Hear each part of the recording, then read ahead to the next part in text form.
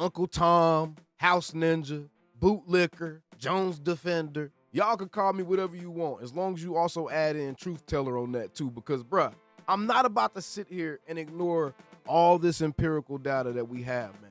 What we are looking at is a game that an agent is playing through a player to attack a franchise that's known for certain things, but those certain things haven't necessarily even happened to said player just yet, man. I'm about to give y'all proper context of not one, not two, not three, but multiple situations where this exact thing has happened with players represented by David Mulugheta, and they have all turned out separate ways. Sometimes it turns out in a somewhat decent way. Sometimes, most of the times, it actually turns out pretty bad for the actual home team, to the point to where he's actually been fired recently from a high-profile negotiation that we're all aware of and that y'all may not have even realized he was a part of. And until he got fired, it couldn't get done. Now, I actually did some legwork, and I'm about to go through this objectively, bro. I'm about to give y'all all this information about David Mulugheta, how he usually does business with his players, and what's actually happening right now with the Dallas Cowboys, bro, because people are overreacting. That's all I'm saying right now. We all want Micah to be a Dallas Cowboy. None of us want him to be wanting to be traded and all this stuff. I don't think he truly wants to be traded for real. But you know what? When you're surrounded by a family-like environment that your agent kind of manifests, right? You can be influenced pretty easily to feel however they may want you to feel in the moment as well. Man, let's get right into this one, bro, because proper context must be had.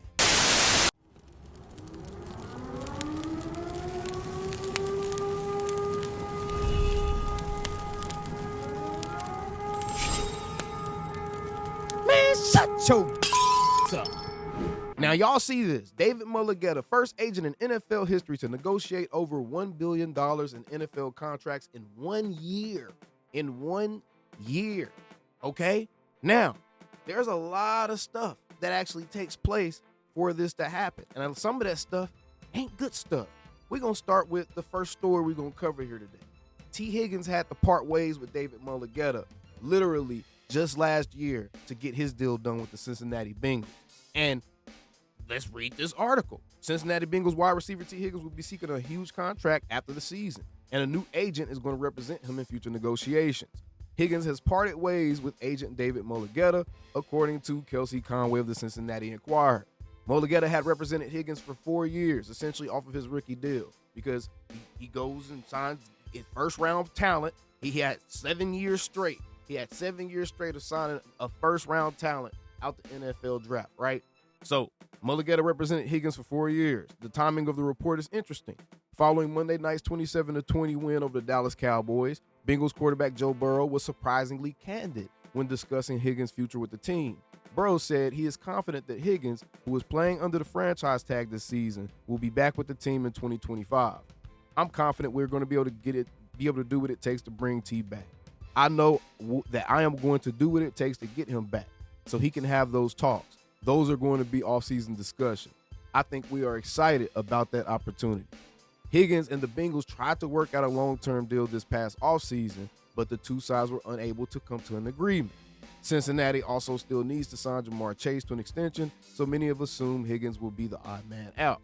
But on Wednesday, Burrow went as far as say he would be very disappointed if the Bengals do not re-sign Higgins.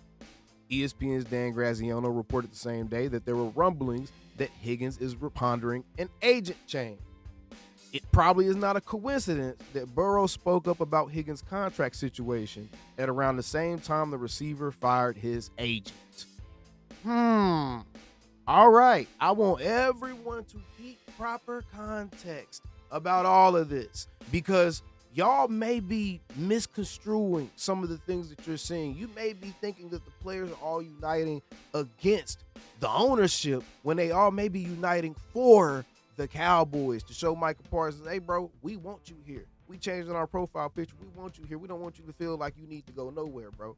So it may not be guys directly attacking their owners, because let's keep it going, bro. Let's keep it going.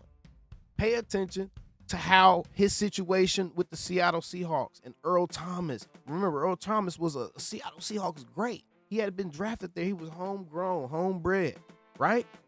Let's get right into it. This is David Mulugheta's tweet from 2018. The fact that NFL fans side with teams worth billions instead of players that put their bodies on the line day in and day out never ceases to amaze me. Teams can cut players anytime, but players are expected to honor contracts. Capitalism is obviously reserved for certain people. Now, if you're sitting here wanting to be a Black Power, civil rights movement leader, that sounds amazing. But if you're living in reality, if you're living in 2025, bro, if you're living in reality and you look at that statement, then you think, well, damn, that means every contract that any person anywhere in any facet of life enters is the same dynamic, right?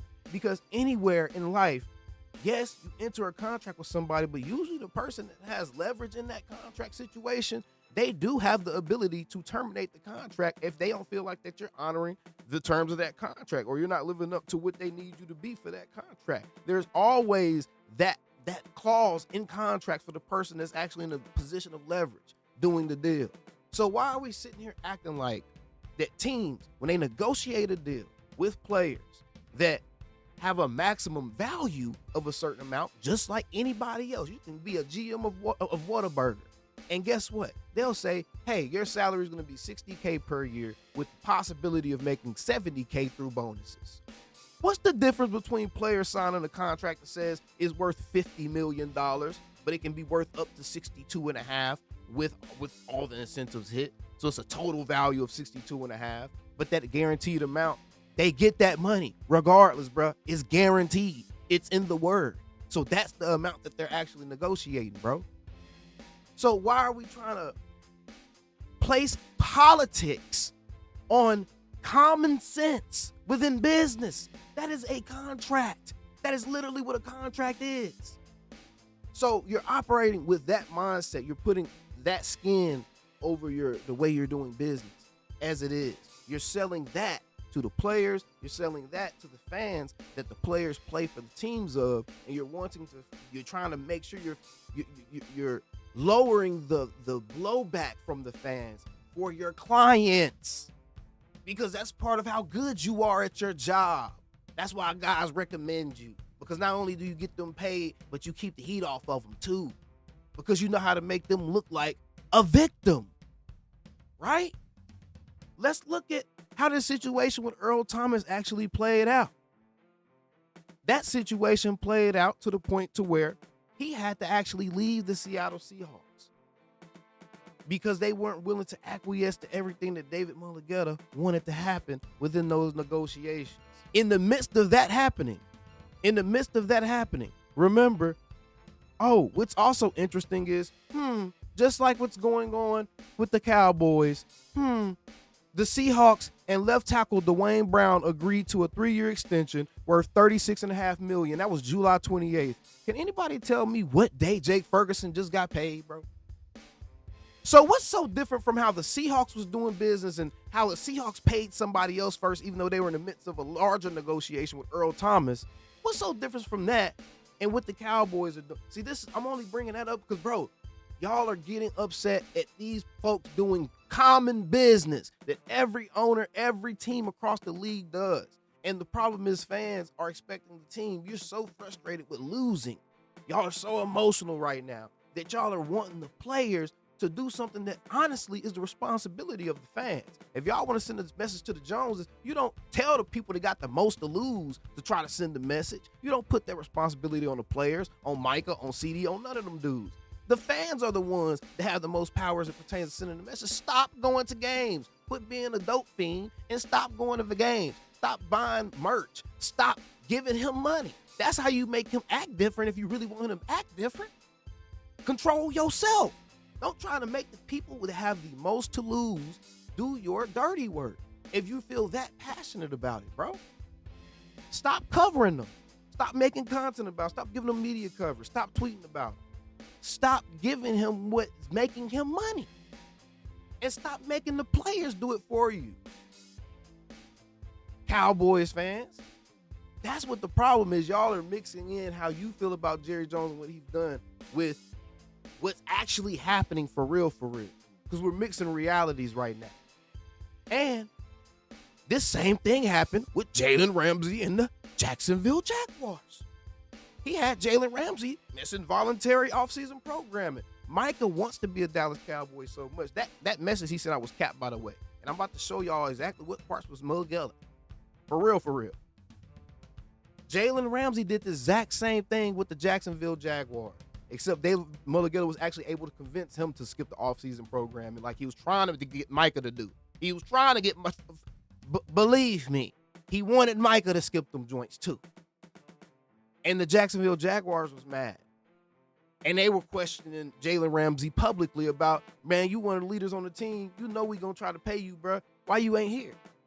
David Mulugheta said, to be clear, Jalen Ramsey is exactly where Jalen Ramsey should be during his offseason. He's spending time with his young daughter and family while training in his hometown of Nashville. In addition, the Jags are fully aware why he is not taking part in the voluntary offseason program. And then Jalen Ramsey piggybacked on that. Again, same thing we're seeing with Micah. Jalen Ramsey started defending his agent, defending this guy that's created this family-like, homeboy-like, where all his clients hang out and they buddies and they partners and they making bread together and, you know, they getting honey-dicked, essentially, bro. Getting honey-dicked. Jalen Ramsey did the same thing. That didn't work out. He said fully aware and voluntary, meaning I don't have to be there. But they know the exact reasons I am not. My teammates know it's all love, and know I'll be ready when it's time. 100. Well, that story played out. He actually wasn't ready. That man got traded. He actually wasn't ready.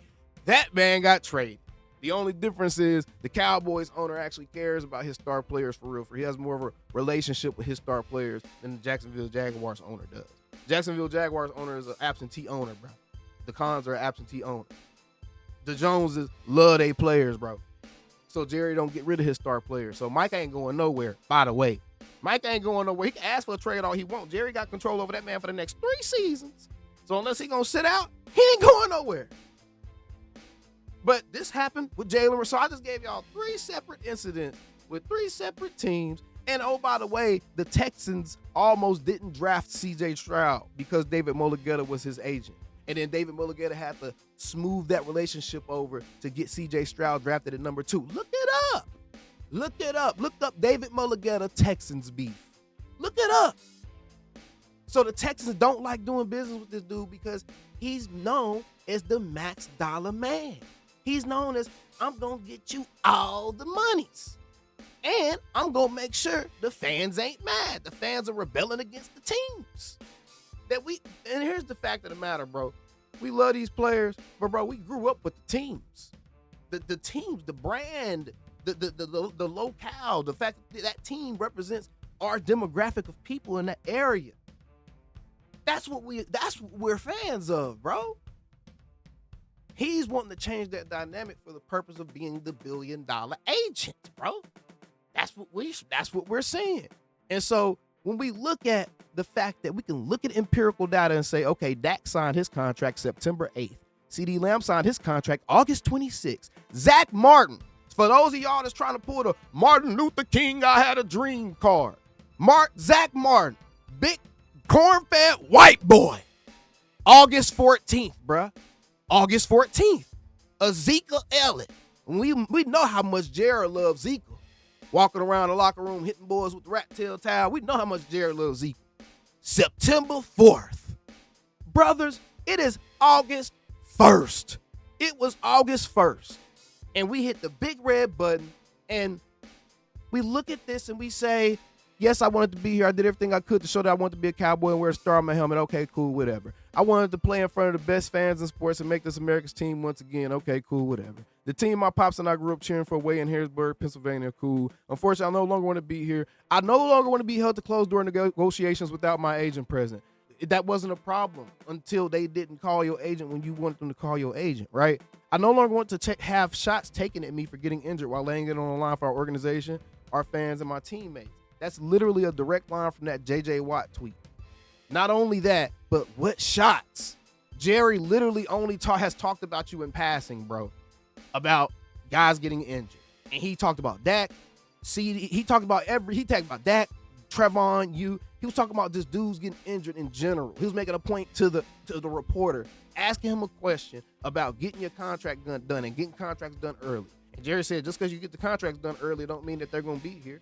Guys missed time last year. Such and such missed such many games. He was wrong on the amount of games, but the point is, bro, it was just facts, bro. That's not a shot, bro. And if that's enough of a shot to make somebody be like, I need to be traded, bro, that's soft, bro. And that's just real. That's being honest, bro. Come on, man. Come on, man. Now, I know you ain't that soft with it. I know you ain't, bro. I know you ain't. This is agent talk. This is the agent prematurely, boom, hitting the big red. But he's like, man, they ain't even talking to me yet. His ego getting involved. They're not even talking to me yet. This is crazy. Big red button. Man, trade request, Micah. We're going to make them talk to us. This was his agent, bro. I no longer want narratives created and spread to the media about me. Bro, everybody watching this video right now, what narratives? What narratives have y'all heard about Micah Parsons? Because I ain't heard not damn narrative. I haven't heard not a single narrative about Micah, y'all. Can anybody watching this video tell me what narrative come out about Micah Parsons this offseason? Because all I heard was he's the smartest person I've ever dealt with in negotiations. He's growing as a leader. I've only heard positive stuff about Micah this offseason. I can't even find no slanderous articles about Micah. Y'all see all these articles I just showed you? I can't even find no slanderous articles about Micah, bro. I can't find no article saying he in there doing no Shaquille O'Neal. He threw a poop bomb over somebody in the shower or something. He pranking guys. No, I haven't seen none of that, bro. I haven't seen none of that stuff this offseason. So what article? What narratives, bro? This was a pre-planned and also premature utilization of a big red button, y'all. This is what I'm telling. This is my only point. Sure, the Joneses could do business earlier, but we also know they just negotiated with Jake Ferguson. I also just showed y'all that's not uncommon business for teams. Other teams did it. It's literally damn near on the exact same date. We know they're talking to Tyler Smith's agent. We know they're talking to Deron Bland's agent. Maybe when they get done with them, maybe they was going to call David Mulugheta and be like, all right, man, let's get this done so we can get this shit over with, man. We done let this play out long enough. People been talking about it all summer. It's mid-August. It's late August. Let's go ahead and get this done. Make this man highest paid and book it. How we know that wasn't about to happen?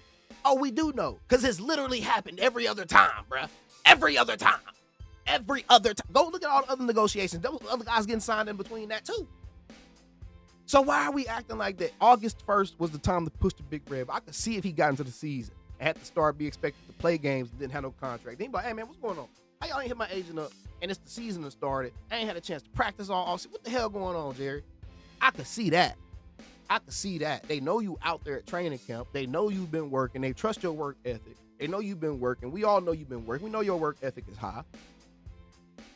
So they like, nah, screw it. I don't want him getting injured. Jerry literally said, I'm cool with it. He's saving money. I don't want him getting injured. Let him sit out. Let him watch training camp. Jerry said it, bro. Jerry let you know he cool with letting you miss most training camp. So if he cool with doing that and it make you highest paid, bro, chill. Don't let your agent convince you to push the big red button because that's all this is, bro. I had purposely stayed quiet in hopes of getting something done. Bro, you stayed quiet a grand total of 2 weeks. Literally shorter than every other guy I just showed y'all, bro.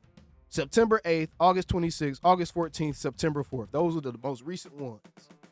And there was a big white guy included in there for all my Martin Luther King, Black Panther fans in the damn comments, bro. So what are we talking about, bro? This is my point. This is my point. Man, stay out these people's negotiations. This was a negotiation tactic. This was them trying to force the Joneses to negotiate with them when they want to negotiate. And my only point has been, man, we can't force none of these folks to do what the hell we want them to do. Can't none of us go to our boss tomorrow and try to tell our boss what to do and when to do it. Try that shit. I want y'all to try it.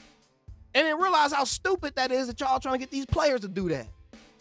That's stupid. And no other players in the league are doing it. The Bengals ain't doing it for Trey Hendrickson. They didn't do it for Jamar Chase and T. Higgins and Joe Burrow. They didn't disrespect ownership. They just said, I'll be very disappointed. That's all Joe Burrow said. I'll be very disappointed. That's all he said. The Ravens didn't do that for Lamar. The 49ers didn't do that for Big Trent and Brandon Ayuk and Debo when them boys was holding out. So I'm naming winning team. The Eagles didn't do that for Hassan Reddick. I'm naming winning teams. For those of y'all that's, ooh, this is what's keeping the Cowboys from winning. Shut your ass up. No, it's not. No, it's not. Because I just named winning teams that's also doing it. So what the hell y'all talking about, bro? And their situations went on way further than the Cowboys. So cut it out, bro. Cut it out. Cut it out. My only point has been, Micah, you being this was premature and it was slightly immature. And I'm sure Jerry them was like, man, this is immature as hell. He ain't had to do that. He know damn well was about to pay that man. And you gonna get paid anyways. They not letting you go. And your agent led you astray. And I'm telling you, bro, I am 100% telling y'all. There's people on that team, family members, who feel that same way. Like, damn, bro, your agents kind of let you down right here. This was unnecessary, bro. You was 100% about to get your bread. And then you see the players uniting and rallying behind a guy because they trying to show him, bro, we want you here. We don't want you feeling like you need to go nowhere. So, of course, the players going to join a brother, bro. That's what they in the foxhole with. They supposed to do that. You're not supposed to Kawhi Leonard him. I would hate for CD them to come out and say something like Tony Parker them would said about Kawhi Leonard with the Spurs. That made Kawhi be like, oh, F y'all too then. Nah, bro, y'all supposed to be like, nah, man, Jerry, pay Micah them so they chill, bro. Pay Micah them so they chill. They supposed to do that. Wanye and Demo supposed to change their profile pic. Like, man, come on, bro. You are a brother, bro. We need you here, bro. They supposed to do that, bro. So y'all quit acting like that. Oh, they're uniting against the Joneses. Man, use common sense, bro. Stop imposing your fragile emotions on reality because it's fucking up y'all perception. Straight up. Now, y'all got to go back and read this and actually ask yourself how much of this is actually happening, bro. Even him trying to get the deal done at this third year, man, they was doing hardball with Dak and CD, bro. Your ass would have been right in line with them doing hardball, and your ass would have been waiting still. If they been like, okay, we'll negotiate, your ass will still be waiting right now, doing that same negotiation. That's what would have happened. That's what would have happened, bro. You still would have been negotiating that contract from last season. It still would have been doing it right now. It would have got done at the same exact time, bro. Because the timeline wouldn't have changed at all. They still would have got Dak and CD done when they got them done, and then your ass would have still been on the third list of the priorities to get done because they ain't have to get you done. And you would have had to wait till this offseason anyways. So that's common sense, people. Common sense. Come on, bro. Come on, bro. David Mulugheta, you cutting up, bro. I was wondering when we were going to see David Mulugheta's emotions get involved from Jerry kind of taking shots. Jerry is taking shots at David Mulugheta. He has not taken shots at Micah Parsons. David Mulugheta made this message for Micah Parsons, bro. It was a joint effort, bro. David was like, oh, and add this in there. Oh, yeah, and add this in there because the fans, they'll get with that because they feel like that happens anyways. But that ain't happened with Micah, y'all. There's been no narratives. There's been no storylines. There's been no slander. There's been nothing.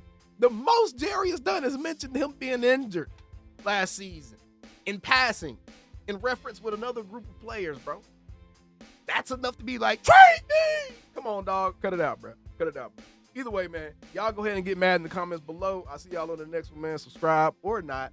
And how about them Cowboys? Y'all calling me, texting me, paging me, asking me, am I still them boys? Y'all usually check on me. Listen.